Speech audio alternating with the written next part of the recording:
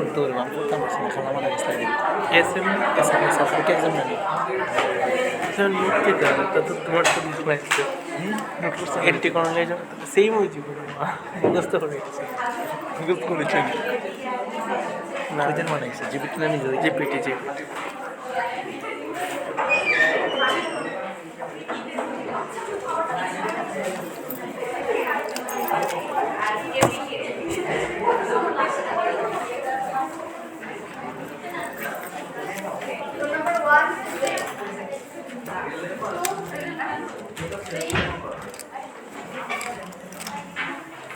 Yes, ma'am. 5, 6, yes, ma'am. 7, 8, 9, Present, ma'am. 10, Present, ma'am. 11, Yes, ma'am. 12, Present, ma'am. 13, Present, ma'am. 14, Present, ma'am. 15, Yes, ma'am. 18, Yes, ma'am. 19, yes, ma'am. 20, yes, ma'am. 21, yes, ma'am. 22, yes, ma'am. 23, 24, Yes, ma'am. 25, yes, ma'am. 27, yes, ma'am. 28, yes, ma'am. 34, present, ma'am. 35, yes, ma'am. 37, 49, present. 46, 48, Yes, ma'am. 50, 51, 52, Present, ma'am. 53, present, ma'am. 54, 55, yes, ma'am. 57, yes, ma'am. 59, yes, ma'am. 60, yes, ma'am. 62, 63, 65, 65, 66, 67, yes, ma'am. 68, Yes, ma'am. 69, yes, ma'am. 70, 71, yes, ma'am. 72, yes, ma'am. 73, Yes, ma'am. 74, yes, ma'am. 75, yes, ma'am. 76, yes, ma'am. 77, Yes, ma'am. 78, Yes, ma'am. 79, yes, ma'am. 80, Yes, ma'am. 81, yes, ma'am. 82, Yes, ma'am. 83, 84, yes, ma'am. 85, 86, yes, ma'am. 87, yes, ma'am. 90, 91, present, ma'am. 6, Present, ma'am. 24, Yes, ma'am. 27, 2, yes, ma'am. 18.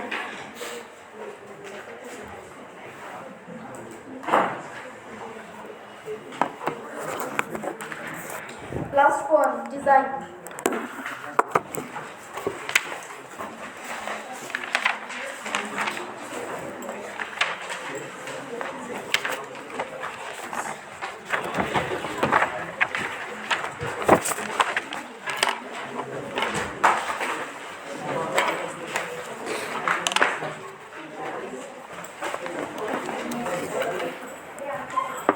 Do you have this form? Design.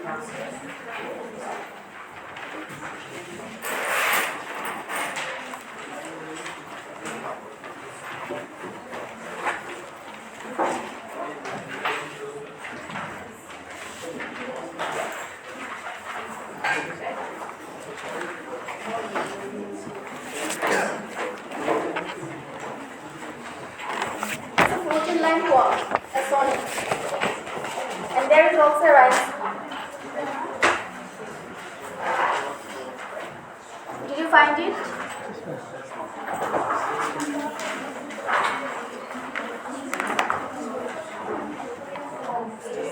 Okay, so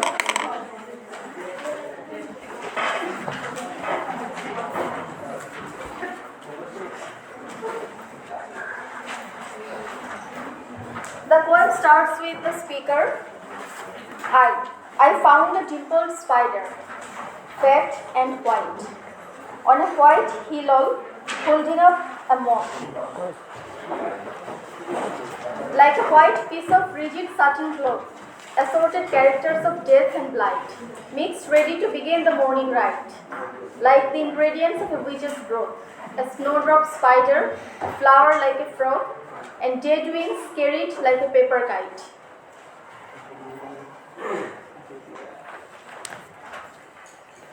So you know about sonnets, right? So in Petrarchan sonnets, the first 8 lines. What do you find in the first 8 lines?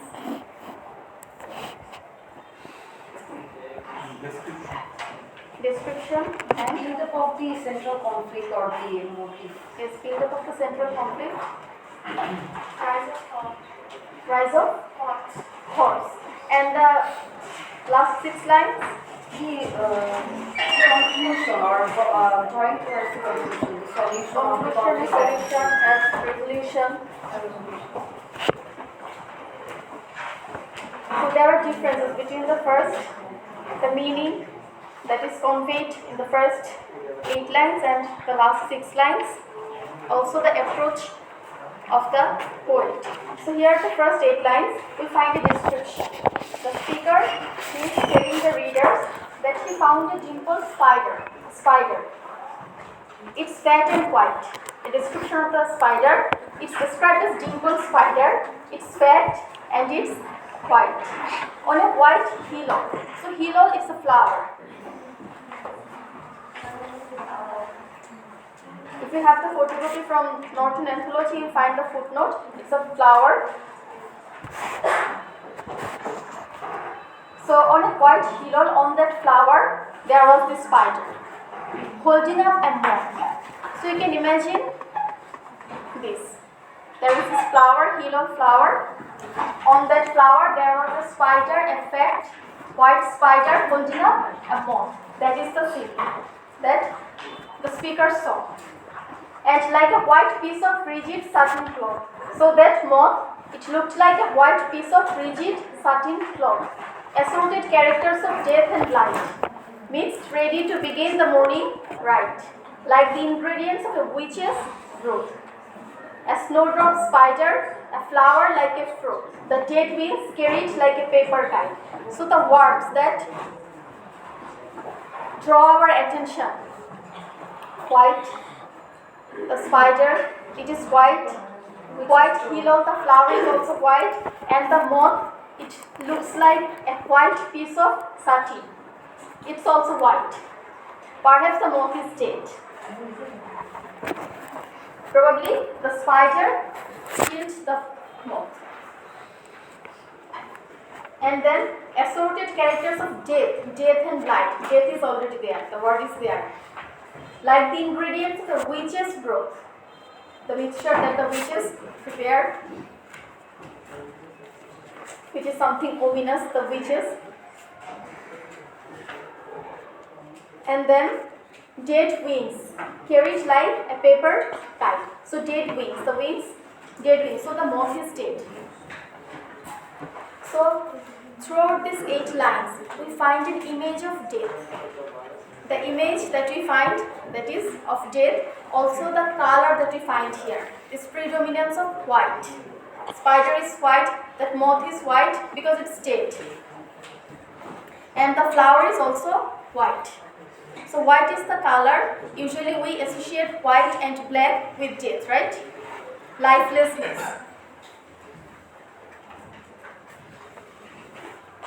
When something is dead, it looks white because it no longer has blood in it. So white is that color which we can associate with death. So we find an image of death here, an idea of death. And the other things, spider, moth. So this death is not beautiful. The death that we find here, this idea, it's not a beautiful death.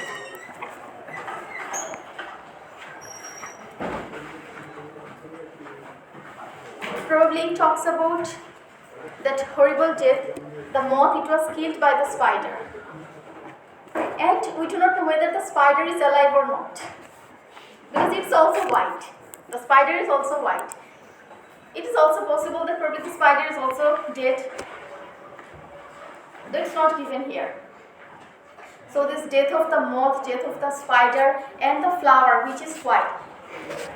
The flower is not supposed to be white. This flower, its actual color is blue. This flower is supposed to be blue, but it's also white. It has turned white. So the death that we find here, this is not that serene death, peaceful death, beautiful death that we can glorify. This death is that idea of death which may frighten us. And then, what had that flower to do with being white? Here is the question. The wayside blue and innocent hilal,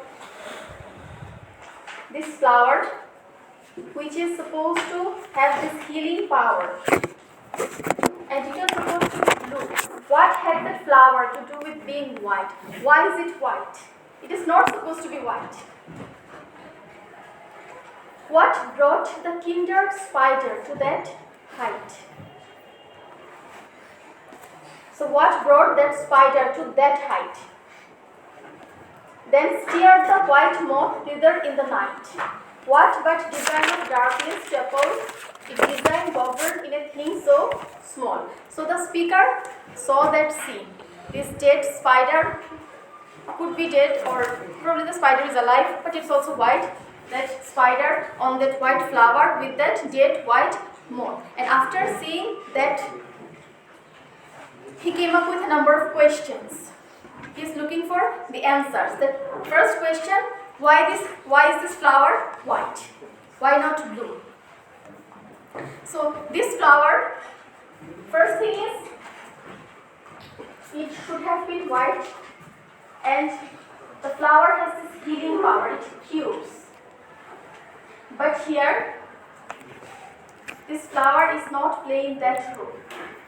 It did not cure the moth. It is on the flower where the spider killed the moth. Probably this flower, it had something which attracted the moth, and then the spider, it used that opportunity, or the spider used the flower as a trap to attract the moth and then to kill it. So it's quite, the role of the flower here, it's quite opposite to its actual role.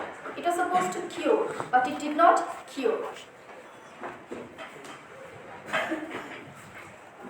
Instead, the flower worked as an agent of death.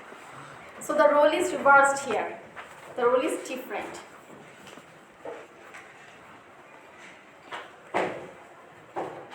So the question is why? And then what brought the kindred spider to that height? What made or provoked the spider to go to that height, to notice that moth, to use that flower as a trap to attract the moth? What forced it, or what provoked it?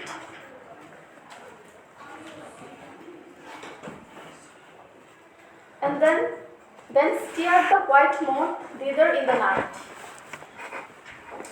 What but design of darkness to uphold, if design governed in a thing so small? It's the last two lines.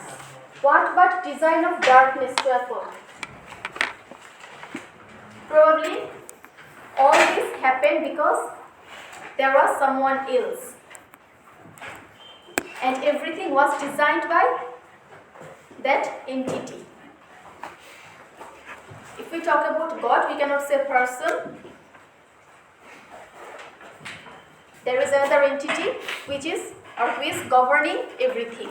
Because of that design, it was designed to be like this.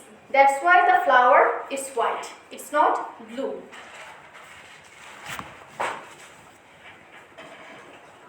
And then because of that design, the moth was supposed to sit on the flower or come near to that flower, and because of that design, the spider used that opportunity to kill that moth. So there is a design. So here you can talk about the role of God, a supreme power who governs everything, who controls everything.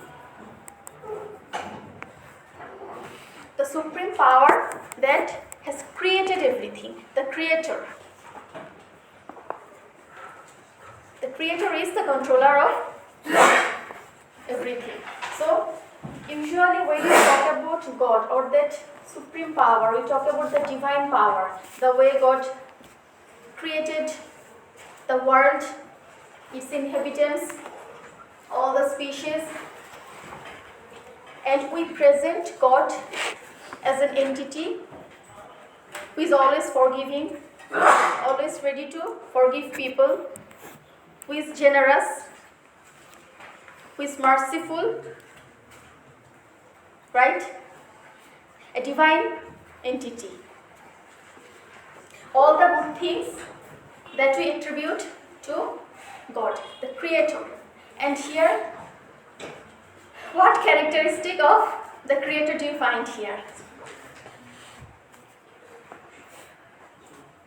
Angel of death.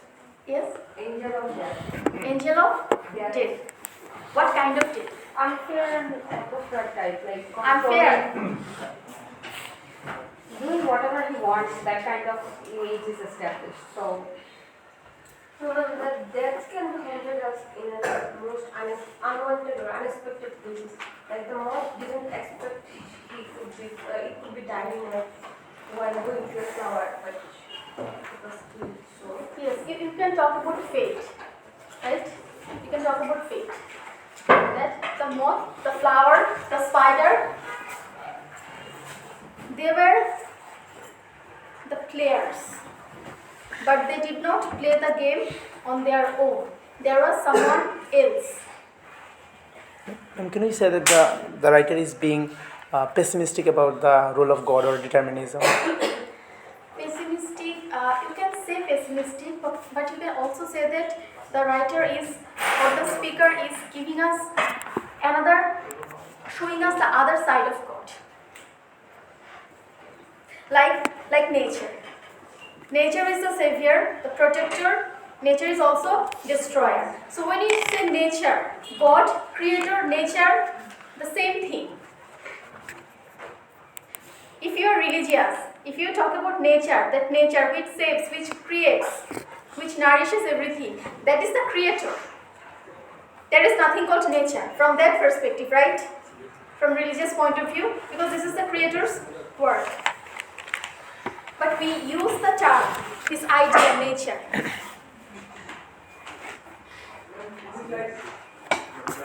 Questioning the authority of God.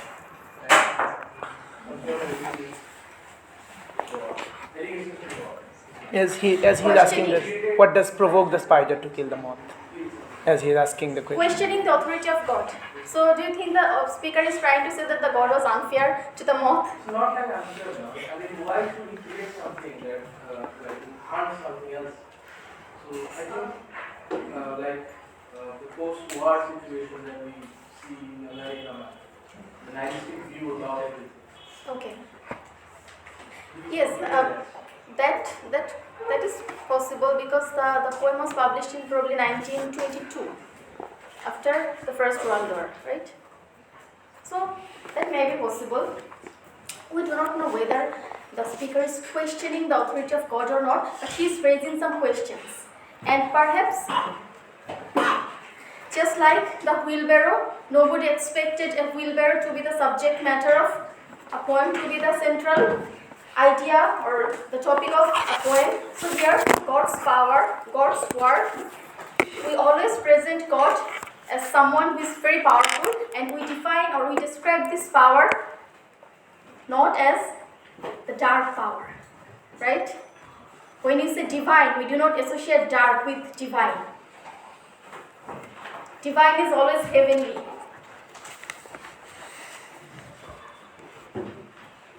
He is merciful. He is generous. That's how we present God. That's how we know God, right? But God has another side also. God destroys. Also, there is something to note that the scenery of spider and moth, it is not something we would usually notice. It is an anomaly, it is something abnormal. So it is very rare to watch something like fate unfold like this. And it also raises the topic that what if the death of the spider and the moth is becomes so unimportant against the greater strata of universe or the great design of God. Okay. So in the previous poems, not by Robert Frost, by other poets, we have seen that the insignificant things, the things that might seem unimportant, those things gained importance in poetry, right? The things that we do not notice. But those things are also important. So you are saying that the God, this poem might be the speaker's pessimistic attitude towards the power of God. But the last line, if design govern in a thing so small.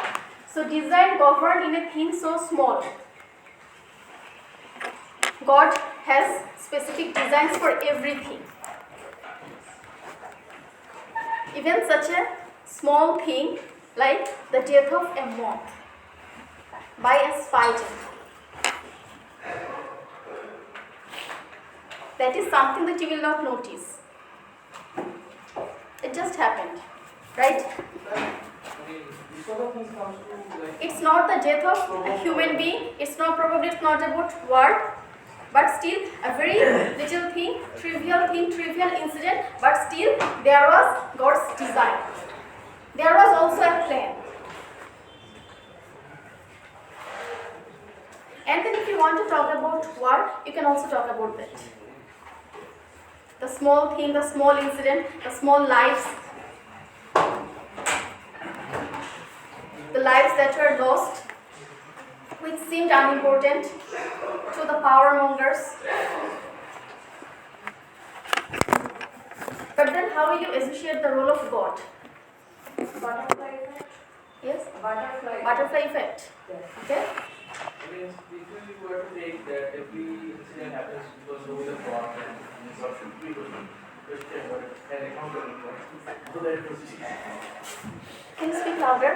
The thing is that, I mean, if we take the matter that everything happens because of the will of God, then what should be held accountable for? Because of the will of God, and then? I mean, if everything happens because of the will of God, then God should be held accountable for everything. I mean, including the atrocities done by us. Okay. But then where is our free will then? Really? We should be held accountable for our free will. God should be held accountable. Yes, you can say that. If you think that there is this design, God's design, then you can say that for whatever is happening, God is the one who is responsible. Human being is not responsible for that. You can just blame God and do whatever you want.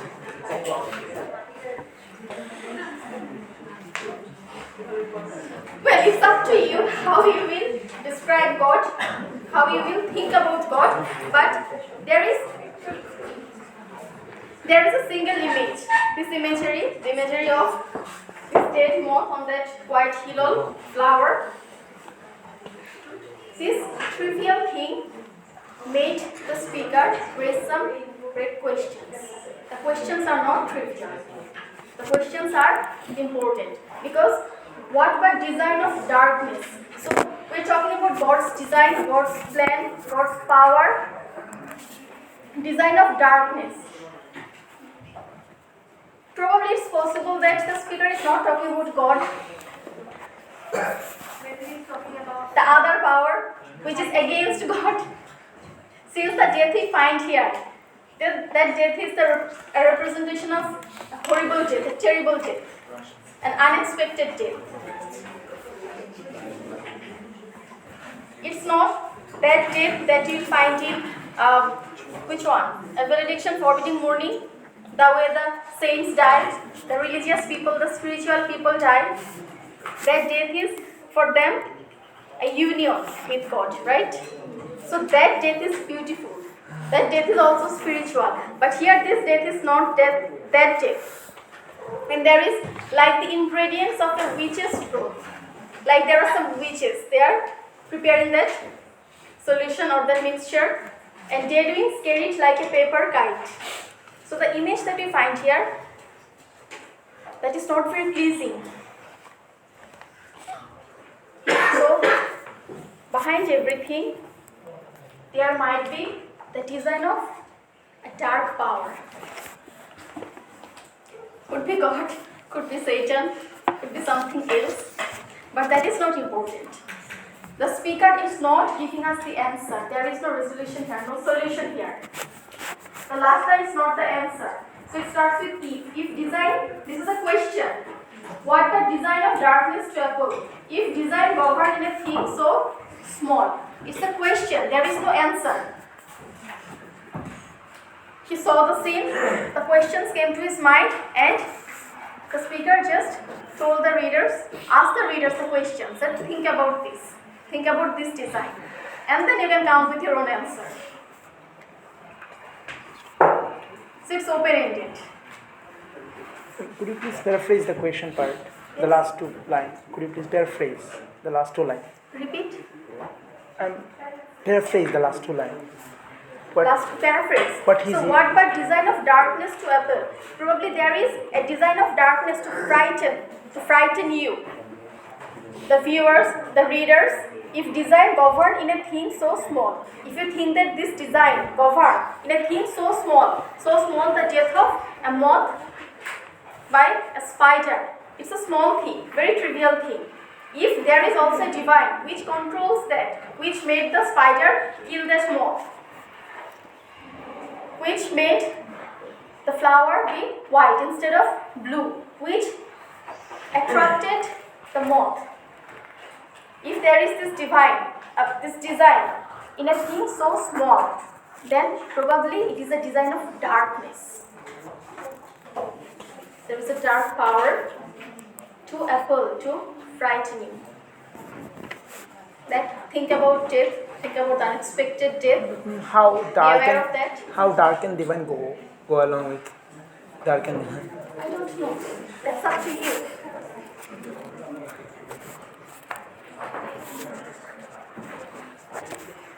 You may think that this poem is an anti-religious poem, because if you talk about the creator, that the speaker is talking about the creator, the power of that entity, that the speaker is presenting that power in a different way, very unconventional way.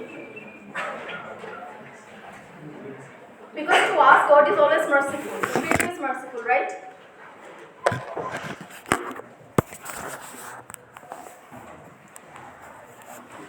So the last 6 lines, there are only questions. So it's up to you how you will answer the questions. It depends on your approach. So upon seeing the death, the speaker came up with these questions, these thoughts, and he just presented it. But there is this one hint that there is a design. Whose design? We do not know. A design of darkness. So, some of you watched Dr. Faustus, right? You have also read that play. It was in your Tutu. So, there were these 2 angels, good angel and bad angel. So, power, there was this good side of power, there was this other side also. That good angel, that side of power will encourage you, inspire you to do good things, to remain faithful. And then the other side of power, bad angel, that also has a grip on you. That also provokes you to do bad things, horrible things, and then the powerful ones. We have God, the Creator, and then we have Lucifer, Beelzebub, and Mephistopheles. So there is this power of darkness too. So we do not know what power the speaker is talking about. The power of darkness, is he referring to Satan? Is he referring to Lucifer or Beelzebub or not? We do not know. But we know that perhaps it was planned, it was supposed to happen in that way. So whatever the spider did, it did not do it spontaneously. The moth did not accept death on its own. There was someone else, something else, a power of darkness. So that's the thing. So among all the poems of Robert Frost that I have read, I like this poem the least. This poem does not look like a Robert Frost poem if you compare it with the other poems. So in the other poems, we find man, human psychology, human feelings, human emotions, how their minds work. That's what we find here too. The speaker is a human being. The speaker is not part of the insect world. The speaker is a human being. And that simple thing, you can connect it with the other poems by Ezra Pound or William Carlos Williams. A simple thing, that very insignificant thing, the death of a moth. It can also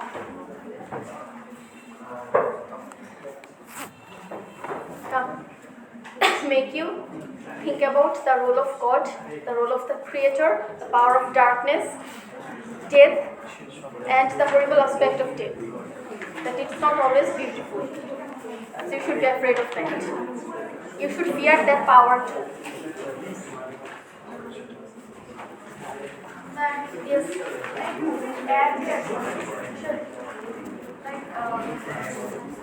In Robert Frost's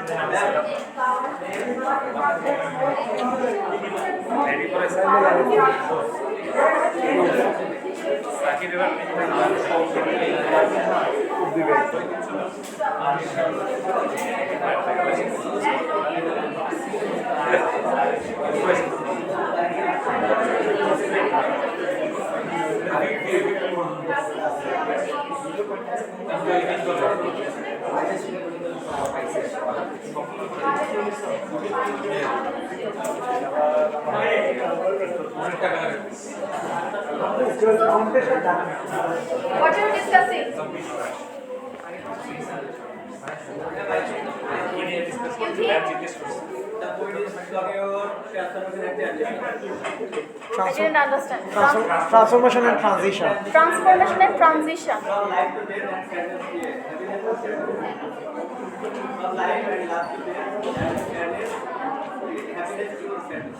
Can you please remain silent? You don't listen when other people talk. I think he is talking about transition and transformation from life and love to death and happiness to sadness. Transition from life to death and from happiness to Yes. sadness. We can see that How? plain cat and white. It is a symbol of, I think, pure and innocence. Which one? First line. And First line. The last Cat two and of white. Darkness. I think it is a symbol of death. Symbol of, the first line is symbol of innocence. Innocence and pure. Okay. And the last two lines. The spider is a symbol of innocence. Why? If you're talking about the public and private symbols, spider is something dirty. The spider web, the cobweb, I'm not talking about the spider. I'm talking about the word fat and white. fat and white. And dimple is spider. It would be a symbol of size. Dimple. Yes. Dimple is spider. You can compare it to say size. Size. Dimple spider. Dimple spider. So the spider is happy. Innocent. Innocence. Symbol of innocence. And then it turns into death. Something like that. Okay, so from the transition from life to death and the transition from innocence to happiness to sadness. Sadness for whom? For the monk or the speaker? For the existence of evil in the world. The moth. So the spider killed the moth. Probably the spider is happy. It will eat the moth. And it's a matter of sorrow for the moth, right? Because it has lost its life. So one person's happiness is another person's sorrow. That is the moral that you want to draw from here. Like a serial zero sum game. Serial You're talking again. zero sum game.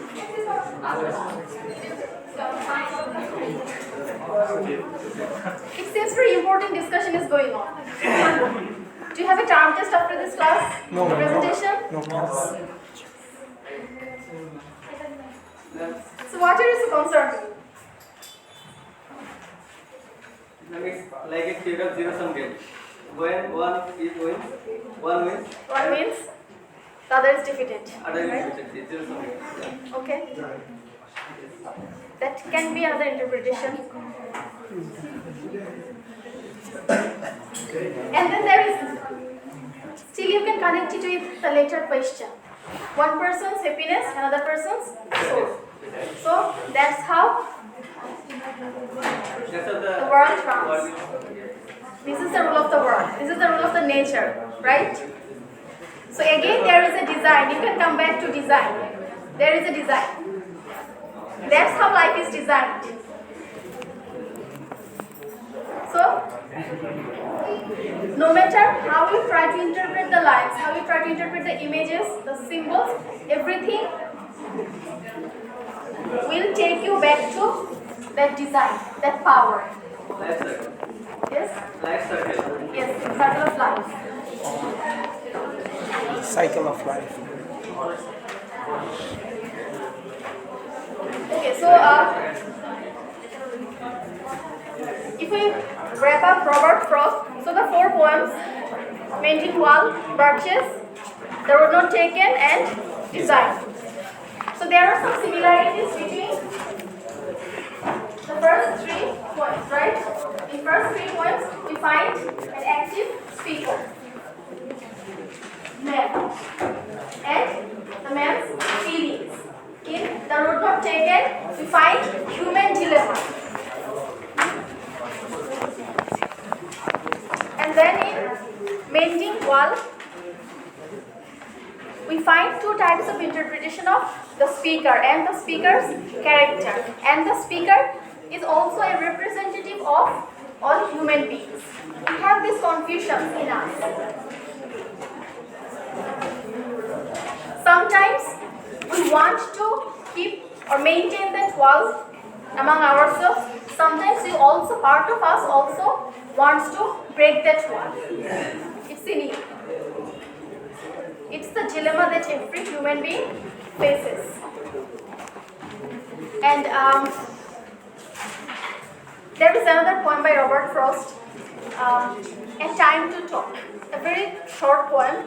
If you're interested, you can read the poem, A Time to Talk. In that poem, he talked about that human friendship that we find in Mending Wall too. There is also an urge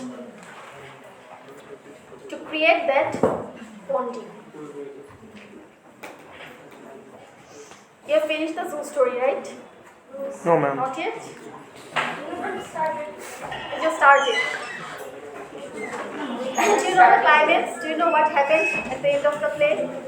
No, we haven't started yet. I haven't started with the Okay, so how disparate a person can be. You will find it in the zoo story. That is the key. To create that communication, to create that connection. So here in Painting Wall, you also find that arch.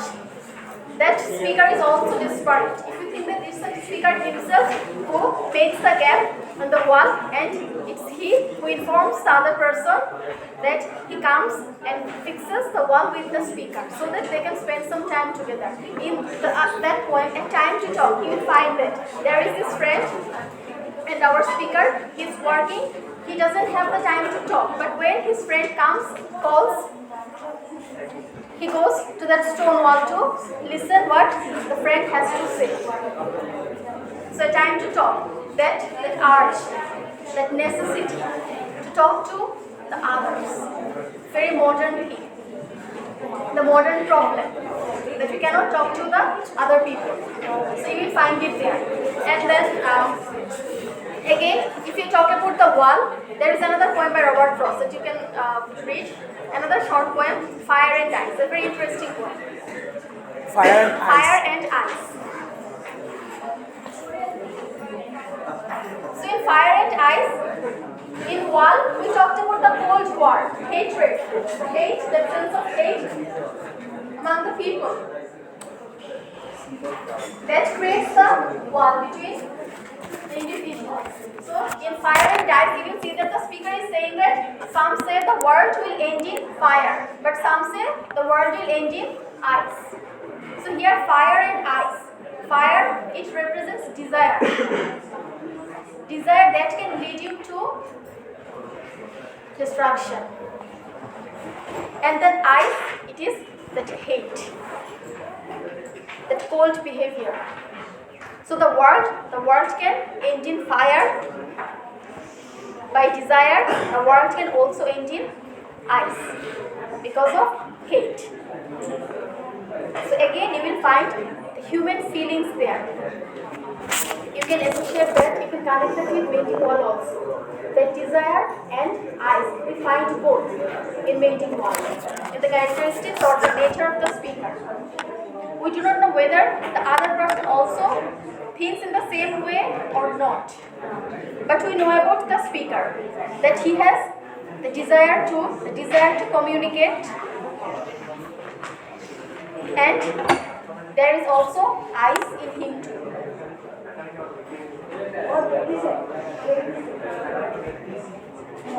No one is interested. And then the last one, birches. So in the road not taken and Painting Wall, the setting, there is nature as the setting. In birches, we find nature. Birch tree is a part of nature. The setting is very natural in nature. And here in... What are you talking about?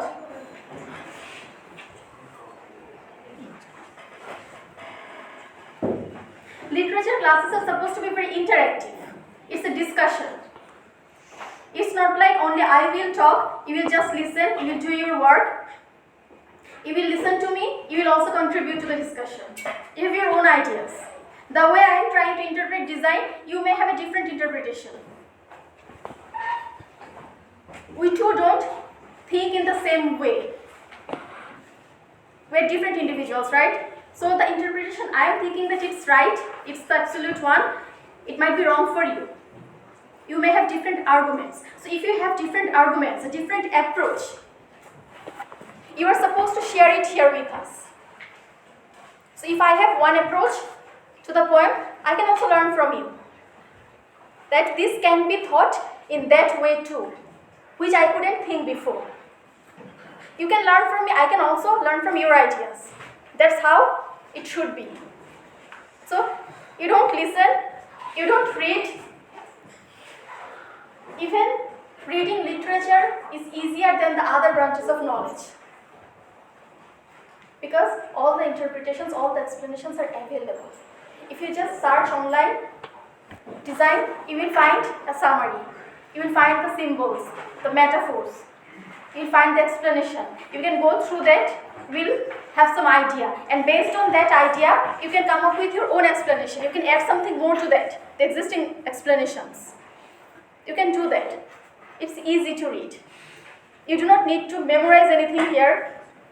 There is nothing to memorize. Just read the poem, try to think of the imagery, try to think of all the figure of speech, whether there is a simile or metaphor or personification or other figure of speech, the symbols, and you can come up with your own explanation. You can do that, but you don't do it.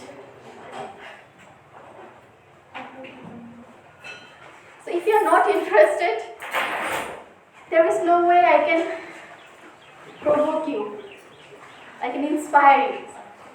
So it's up to you. But when you are in the class, at least you can remain silent. Because probably there, even if a few people, maybe there is someone who wants to listen.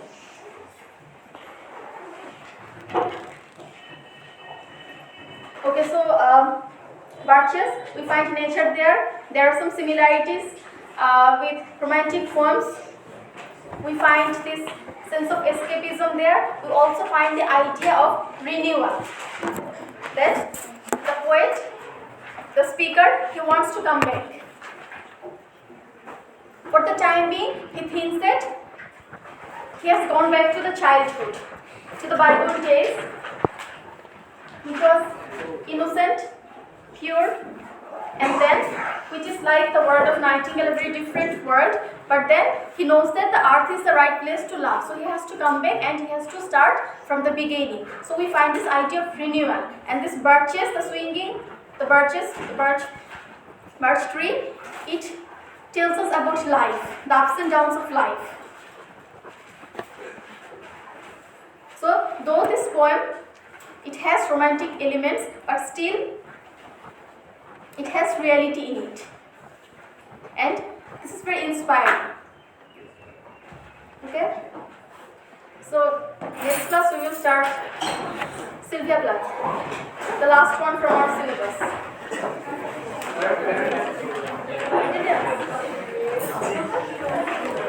Why were you late?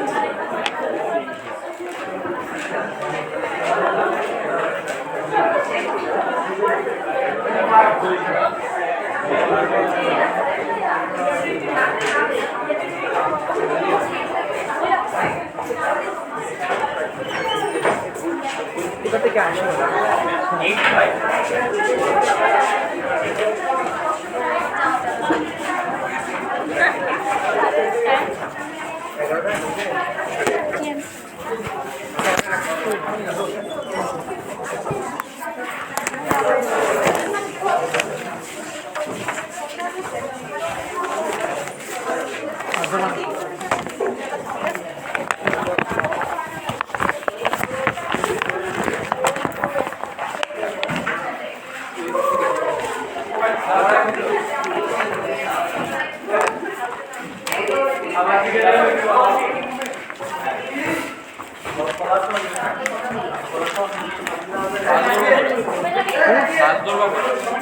আজকাল বাসে ধরবো,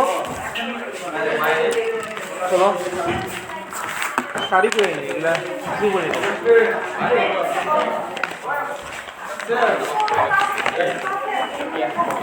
চলো জায়গা নাও।